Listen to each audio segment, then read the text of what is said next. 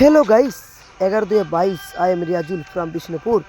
আজ আমি এই ছোট্ট ভিডিওর মাধ্যমে দেখাবো বেতের ঝুড়ি কিভাবে বানাই। বাঁশের তৈরি সেই ঝুড়ি, ঝাঁকা, বিভিন্ন জিনিসপত্র। দেখুন, একজন দিদিভাই বাঁশের বাতা ফেড়ে ফেড়ে কি সুন্দরভাবে ফুলের সাজি, ঝাঁকা, ঝুড়ি, বাঁশের বিভিন্ন জিনিস বানাচ্ছে। দেখুন তাদের, এই হচ্ছে বিষ্ণুপুর মেলার একটা অঙ্গ, হস্তশিল্প মেলা।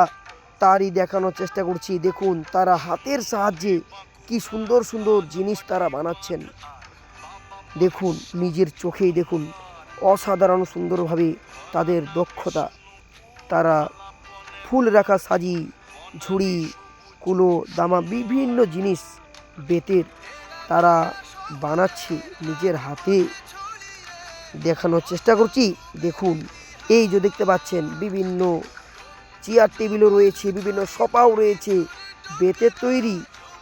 এই ছোট্ট ভিডিওর মাধ্যমে দেখানোর চেষ্টা করছি আমাদের এই বিষ্ণুপুর মেলা, হস্তশিল্প মেলা, পর্যটন শিল্প, সংস্কৃতি শিল্পর এই বিখ্যাত মেলায় আজ আপনাদের সুন্দরভাবেই দেখালাম। আজ এই ভিডিও এই পর্যন্ত। ততক্ষণ টাটা, বাই বাই।